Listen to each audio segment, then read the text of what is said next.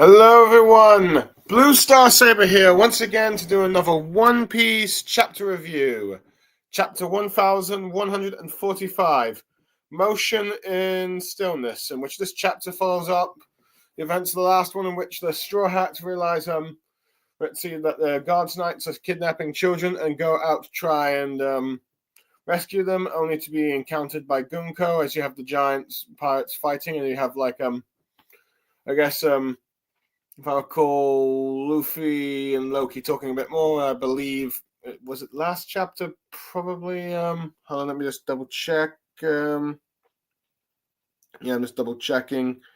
Oh yes, you had Zoro and Sanji getting food for Loki, Luffy making a mess of it, if you will, and then Loki revealing that he was actually an admirer of Rox D. Sebek.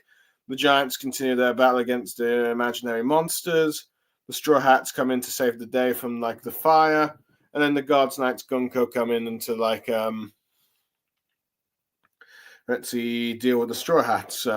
How this chapter plays out at the moment, at the very least, it seems that we're going to get a battle between the Straw Hats and Gunko, at least the ones that are here. How that fight go down? Well, we're about to find out. Though before that, I do have at least a few things to cover. First, the first, it seems, at least when it comes to the unofficial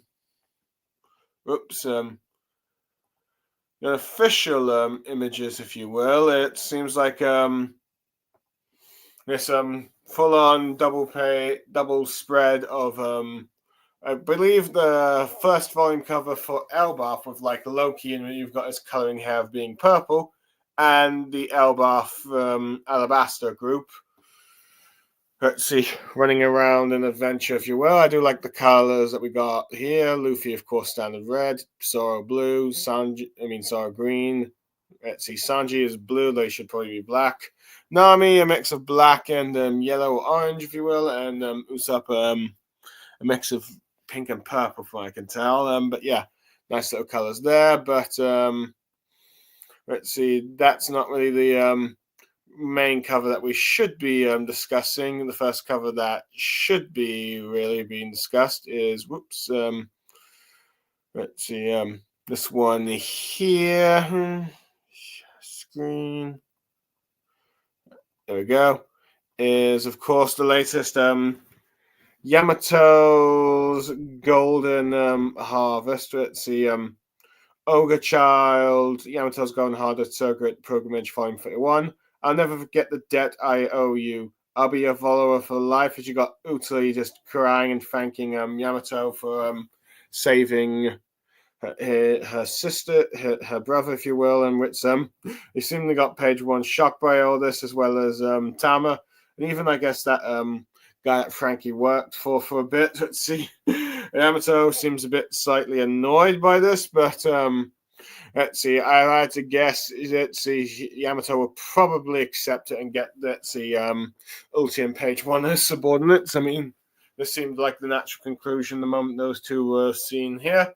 It'll be kind of interesting to see how this goes down. Oda does have a habit of redeeming minor villains at the very least, but I'm curious to see if for Nami, Usopp, and maybe Sanji, that redeeming these two guys might be a bit too far, but I'm assuming that we're going to see some interactions with them at some point, but who knows? It could even be likely that we see them when Wano's being attacked by the Blackbeard pirates to find the treasure Pluton, if you will. So that'll be interesting to see if that does end up happening. Anyway, so yeah, that is the cover. So all right. Anyway, now on to chapter 1146, Motion in Stillness. So yeah, that'll be the chapter. Let's see that we start with, which hold on. Share. I'm just going to share the screen. The chapter begins with let's see, the Straw Hats asking who is this who is Gunko. Let's see, with them concluding that it must be an intruder. let's see, one of them calls them I believe Colin calls them one of the human intruders who the castle guards couldn't handle, or it might be, let's see, yeah, I think it might be Colin that's saying that, as Nami ends up asking her, "You're the ones kidnapping children then?" And she gets mad, saying, "You dare call me a human?" Which Brock is taking a look at, a bit of a focus, and taking an interest by the fact that, someone, we got a comment here saying, Power to 99, saying, "I'm saying that if it was a blue star, not a man's basketball player, but it's kidnapping, choosing, and, okay, I have no idea what this comment's implying. Let's see. We're going like, what's a blue star? Oh, it's just a name that I just randomly picked. Blue Star Saber. I just picked blue because it's my favorite color, and I chose Star Saber because I had like I remember the Star Saber from Transformers Armada, and it was like, Blue Star Saber, so if you will. So I just kind of made the name out of that. So it's just kind of fun like that. But anyway, welcome to the show. Welcome to the review. I hope you enjoy what I'm having to say. So, but yeah, that's basically what I'm saying. But yeah, Gunko, it's just like annoyed by what the Straw Hats are saying. See about being called humans, saying that we are gods. Usopp compares this to like how okay, this sounds like Enel or Enru, depending on the translation, about all those celestial dragons. With Nami asking, what would gods want to kidnap children of Elbaf? With Corlin pointing out, yeah, that's what those are my friends, asking where they're being taken, and demanding their friends be taken back. But she's just saying that that they need to hold their tongue. As hold on, let me just find the panel. Going all over the place. Here we go. We cut to like where let's see, as she's talking, saying we prefer a simpler method, but at that size, our options are limited. As we cut to like I believe Ripley carrying Frankie, holding him like a gun as he's done a laser beam to shoot down the cloud. As you got like Bonnie and Lilith and seeing the other hand, and they're all sort of like cheering Frankie on. Arguably the first bunch of girls and women to actually enjoy Frankie's laser beam and boy toy stuff. And anyway, we've got Power to 99 saying these comments aren't to imply anything. My microphone is picking up so many sounds. Even the words let's see, you can't understand the word I'm saying. Let's see, with a comment saying the celestial dragons are their own downfall. Yeah, arguably they are probably going to be their own downfall, as they are probably going to turn the entire world against them, especially if they're going to sink the whole world into the ocean, which is probably why you're going to get the Marines turning against the let's see the celestial dragons at some point. Let's see. So but anyway, we've got Frankie shooting down. Let's see imaginary cloud monsters.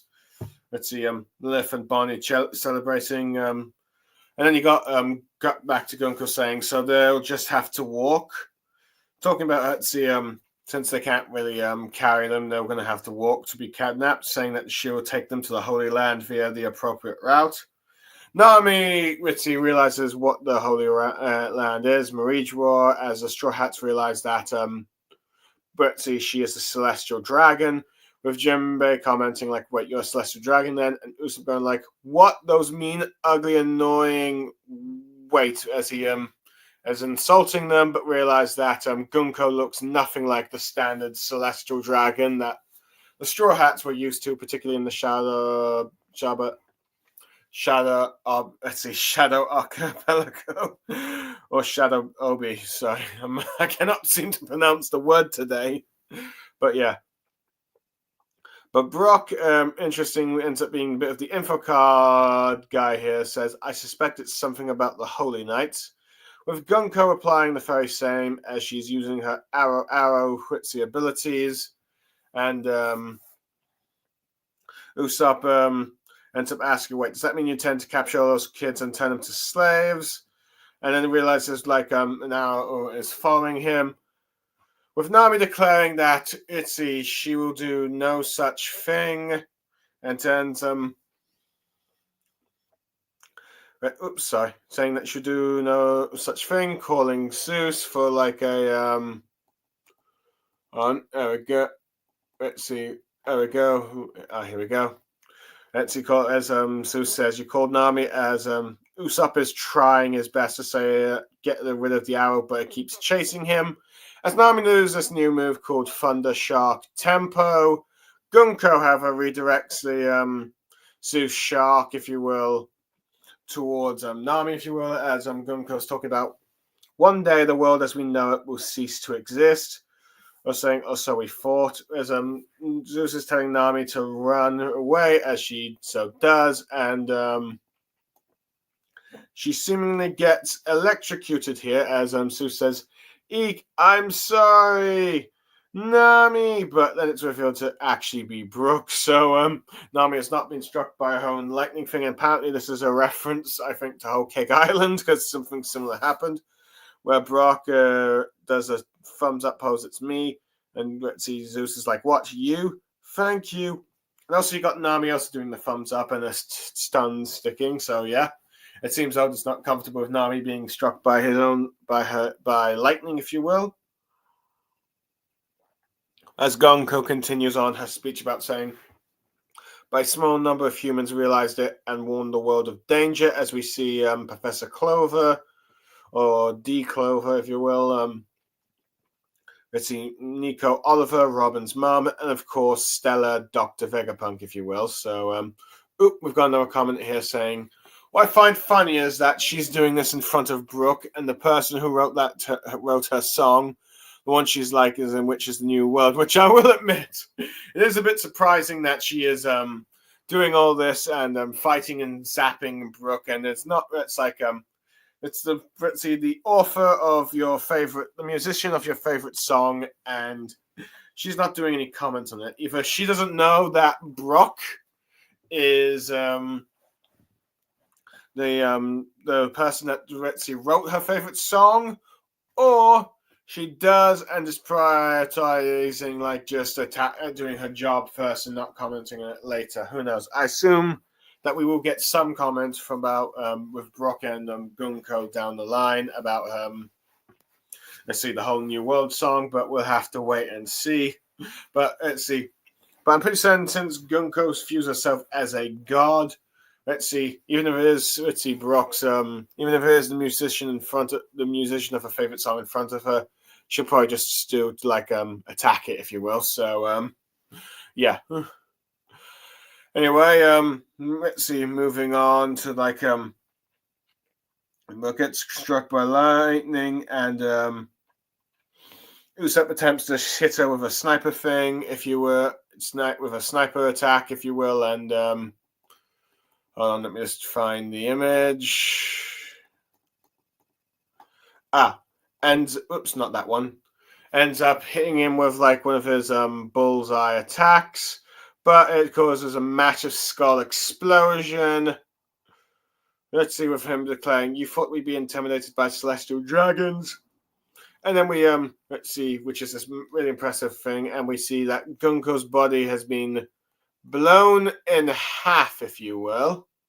And it's Usopp's shocked by us, saying, apologize, he didn't mean to blow up her half. And then everyone's scared, shocked as we see Gunko regenerating, and Nami talking about how she feels bad for her, but the way she was regenerating is really gross. And Brock going in a very funny joke saying, you're right, it's really creepy seeing someone come back to life.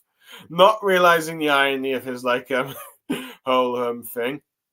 Let's see, so it's Brock is being one of those famous dead jokes, if you will. So we've got that. Anyway, as Gunko is sort of regenerating, she now is coming into as she declares, and now shocking both Usopp and Nami, who are now terrified of her. saying it's an unstoppable path that no one can stop it, as Gunko is now sliding on her own arrow here to attack Usopp, with him going like, I had a feeling these arrows are pointing towards the target of her attacks. With let's see, Brook and Jinbei trying to defend Usopp, and Nami's trying to pull the arrow, if you will. With them saying that we've got this one, Usopp. With Brock saying it would be the height of folly to take a hit. A hit as predicted, sorry. As Gunko goes about how the countdown has begun. As we then cut to like hold on, let me just we cut to this double panel spread where we see let's see the giants, Doggy and Bruggy, as well, I guess you could say Scopocaban. Well, the new giant, let's see, the giant warrior pirates slaying, but let's see, the bird monsters, ghost monsters, and skeleton monsters, if you will. Daggle, I've forgotten the name, how to pronounce the names, if you will, of like Jibitsi monster, as she declares a fast war will ensure and drag the entire world into it, with Gunko saying which side the giants pledge their allegiance to will have a profound effect on the outcome of the war. And as we're seeing from these let's see below this panels as this is being talked about, we see get a little update and arguably the only appearance of Luffy and Loki in this chapter, where you have like Hedruden and Gerd, let's see, standing by as well. Let's see, Luffy has done his standard, eaten so much food his belly, has become so fat. And now the same appears to be happening to Loki, giving a more similar sense to like a Loki being kind of like Luffy in a similar manner you saw like a kid with like in the Udon prison, if you will. So but you get like Nami just talking about the whole world at war. That would never happen, to protesting such a thing. Jinbei realizes, so you're trying to seize control of Elbaf in preparation for it. Talking about how by taking the children as hostages, calling it a bunch of cheap calories. As Gunko says, she performs her duty as command, but it could be any all on for nothing. As she comments how the lives of few children might as well be trash to her, she does not really understand the concept of hostages. It declares what's wrong. Let's see if someone declares what's wrong with her, gone a few screw loose, as Colin Pater is about to try and fight her, if you will, to try and rescue her friends, but ends up instead being captured by one of Gunko's arrows, if you will. So he gets ranged around the neck, as you can see here. Nami is showing concern. Jinbei and Brock about to try and do their attacks. One of them doing like 5,000 sand brick. Brock using this move called Gavote with his sword. And as this ends up happening, let me just find the image. Here we go. Let's see, she's able to redirect their attacks towards each other, hitting each other, and she ends up avoiding it. Let's see, as she's move them about, assuming with her arms and sleeves from the way that the arrow powers are working.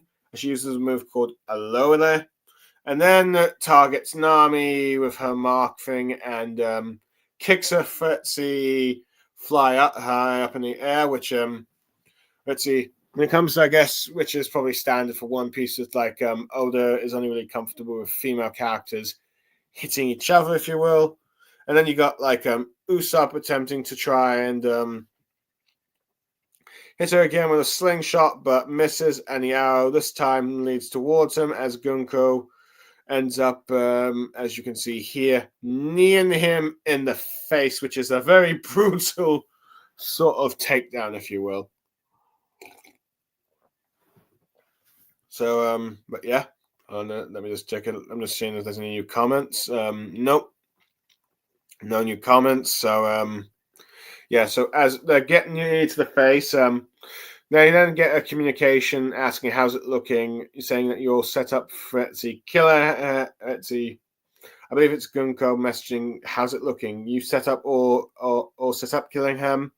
The means of communication are so inadequate in Elbaf. As we see, assuming Gunko's fight against the Straw Hats is over, Collins wrangled in the neck. Nami is falling, so is Jinbei, Brock, and Usopp.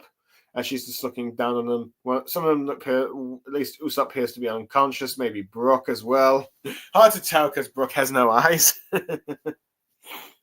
Anyway, there's let's see, one of the guards like is saying no kidding, but it seems like every village and important facility has its own transmissions tool. As we hear that Principal Tusk is being beaten up, if you will, and let me just find it. We see that Killingham is fighting the Pritzy principal of the Elbaf Walrus School, if you will. Let's see. As he's just going on, as he's just saying corner, corner, nice hard corner, and then just throws him to the floor. The principal is knocked out. You've got, I believe, the teacher Angie talking about how she can't move, with Killingham saying that's because she's been slumbertized. So he seems to have paralyzed her in a sense. And as he talks about how this, looking at the big transponder pillbug, talking about how he's never heard of it. Let's see, as he ends up trying to ask if you can talk through it to Somers, with him saying that this should send it all across Elbaf, where you, as you can hear Somers saying like, sure, all right, just give it a shot, as we see that Somers is actually fighting none other than Sol, as he's, just telling everyone to just give him a minute as he's almost done. Commenting that Sol is the guy who should have died at O'Hara, and he's a former Vice Admiral, as we see spike thorns all over the place, and Sol is all bloodied and battered. And he's just talking about how you've got, as Sol's going like, Robin, Chopper, don't come out, stay hidden and back off my head. As you got like, Nico, Robin, and Chopper hiding in the background, as he just tells them that you gotta help him rescue the children for him, and say, someone's just telling him to fall down now, and as he does, he laughs. To it.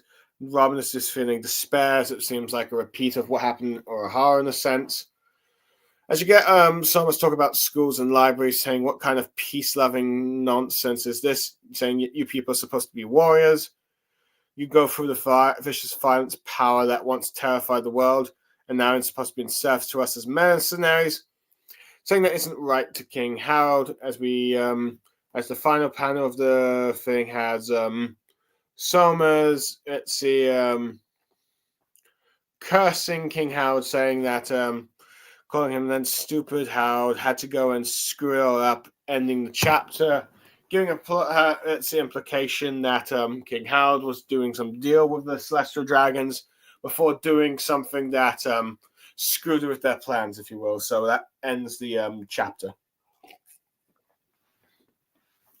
Well, I did not really. I was kind of planning to break down the review a bit. Let's see. Normally I would break down the review a bit to certain parts, but I ended up summarizing the whole bit in all one go. So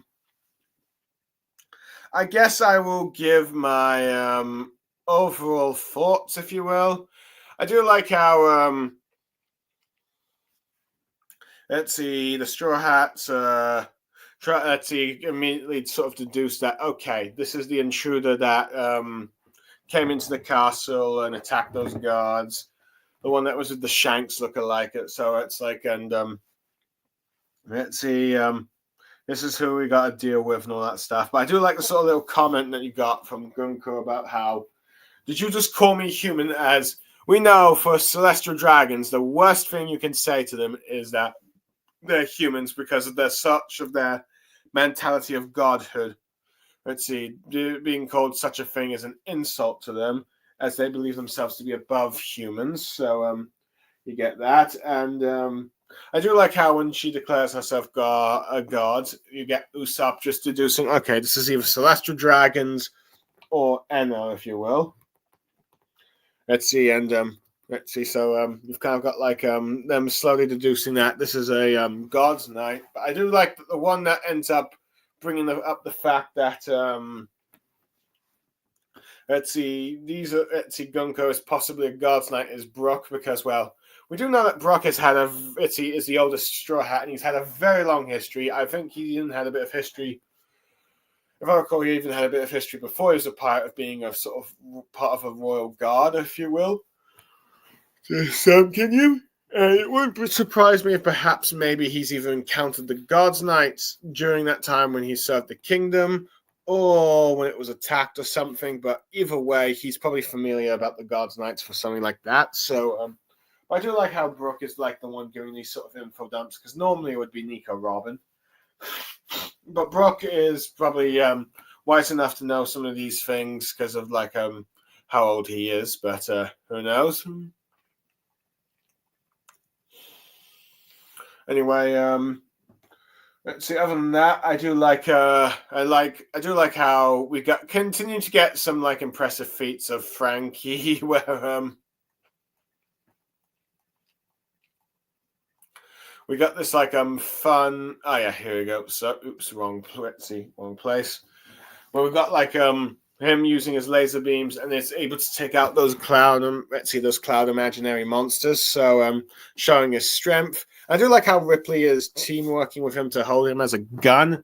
So I do like which Franky has become a toy gun, if you will. So yeah. Let's see. Franky, of course, I think out of like Straw Hats not named Luffy has like the best feats post time skip, as he seems to always do well in fights or small fights. So yeah, I mean, like since last arc, he took on a Vice Admiral. So there's stuff like that. So I do like seeing Franky doing well, if you will. I do like how the Straw Hats are just like refusing to like when they realize that she's a celestial dragon, they're just refusing to like have her kidnap the children and turn them to slaves. And Nami getting a new move with the Soul Shark Tempo, but Gunko is able to read, of course, due to our abilities, is able to easily redirect it. I do like how we got that. I initially thought like we're going to get like a Nami versus Gunko fight in this whole situation, but we technically did get it, but instead it's like a lot more of the Straw Hats. I do find it funny how it's Brook the one that gets sort of zapped, if you will. So I do like that sort of little funny joke, but of course Nami does eventually get damaged down the line, so there's that. I even like the fact that we got to see Usopp using his sniping skills, and he ends up causing this like massive explosion. This is a very impressive explosion, but turns out, of course, Gunko and the other Holy Knights, which I will admit was a bit of a surprise to me, is the fact they can regenerate just like the Five Elders. Now, granted, we don't know how much different it is with the Five Elders to like the God's Knights and all that stuff. But I assume that the generative ability is probably from Emu. It's probably more of a limited thing with the God's Knights compared to the Five Elders, as they're supposed to be his century-long subordinates. So who knows? But either way, it does make the God's Knights a lot more threatening, and the fact that they do have Emu's regenerative powers, if you will, in a sense, making them kind of like Logi fruit users. So I guess I don't need to see. If I had to guess, they're probably not going to get any God's Knights with Logia fruits, because well, they have some aspects of the immortality factor. So yeah. Anyway, I do like how you've got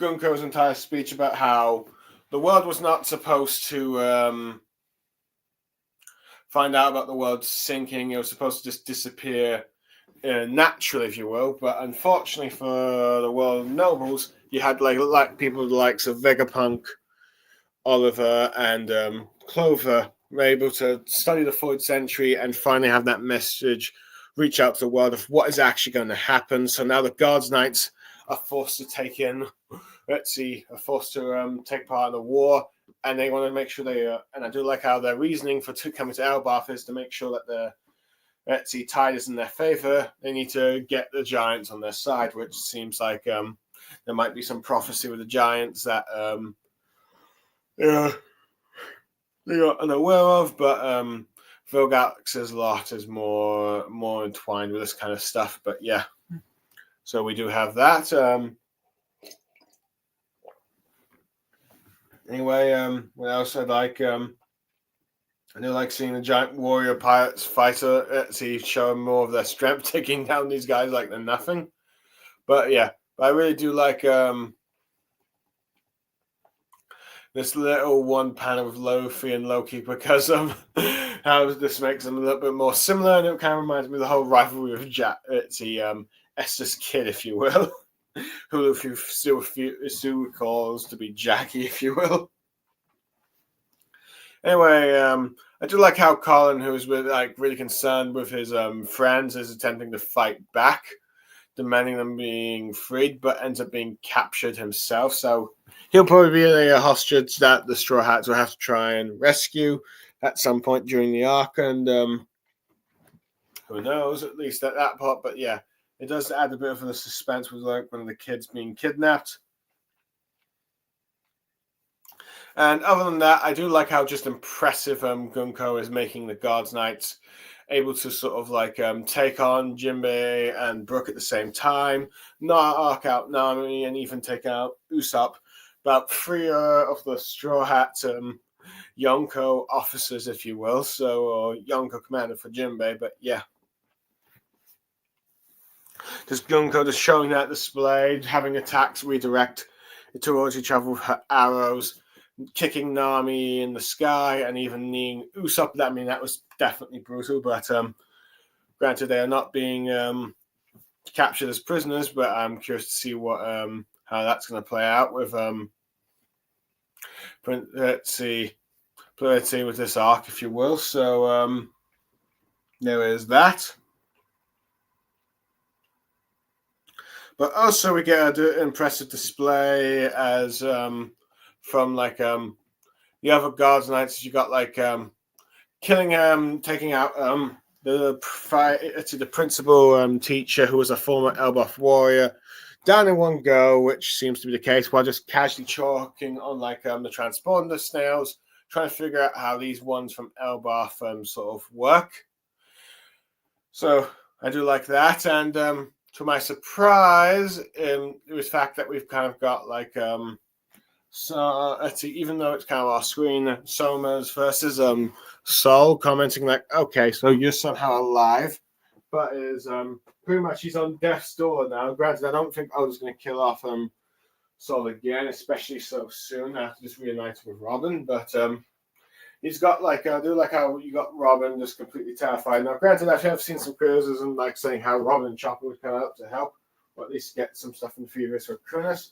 But no, I think they seem to be a bit scared of the whole situation. That let's see, they're just listening to Sol's situation of just hide for now and just help the kids when you get the opportunity, showing us how much he puts trust in them. But at the same time, the Straw Hats are like, we can no longer defend our loved ones or like go out and fight head on the fights, if you will. So I do like that little bit there. But what I mostly find intriguing is, well, with Summers, he's taken out, let's see, probably the second or fourth strongest giant here after Dougie and Broogie and then Loki, if you will. But yeah. Anyway, I do like how you get Summers just basically complaining about how everything was supposed to be let's see how pathetic Elbaf has become. Now, granted, Oda is normally like the more peaceful a kingdom, the better it is. But I think that this time he's going to say like perhaps maybe too much peace, have no one to fight back, cause some problems, if you will. But yeah. Anyway, I do like how he's like complaining about Elber's peace-loving thing and saying that this was not supposed to happen, cursing King Harold and implying that there's some sort of history to them, which has led to many to theorize that there is a King Harold was not the good king that everyone thought he was, and there's also maybe a traitor among the group, if you will. So there's that, but yeah. But anyway, I'm very curious to see how the Giants react to Somers as a message for the other transfer bonders now, because it's okay, I wonder if this make them realize okay, there's something more to Loki and King Harold than we first realized, but we'll have to wait and see in that regard. But again, Loki's still kind of a bad guy right now, so we'll have to wait and see how that folds out. But yeah, overall, I'd probably give this chapter a 9 out of 10. It was good to see the Guards Knights showing how much of a threat they are, with Gunko taking on Straw Hats quite easily, and hold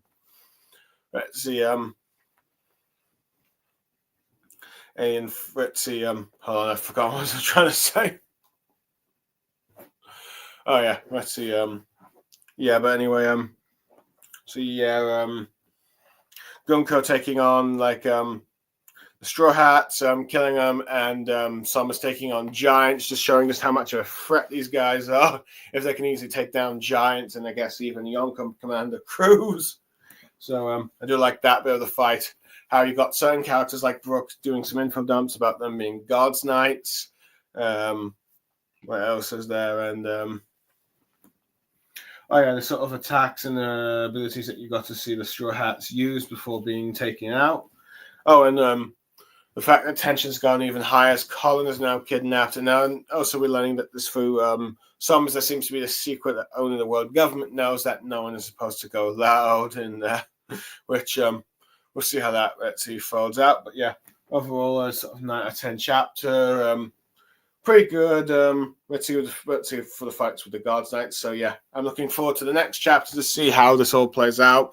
See if the fight's over. Will some of the Straw Hats take part in it again, or have the world government succeed in their mission? So yeah, overall, I am Blue Star Saber. Let's see, ready to sign off. Thank you for those who end up listening to the stream, particularly like those who like Power to 99, who have done a few comments, if you will. Let's see. Glad you have enjoyed. Hope everyone enjoys the review, and I will see you all next time when I discuss the next chapter. So yeah. Let's see. For now, I am Blue Star Saber signing off, and we'll see what happens next. But for now, goodbye, everyone.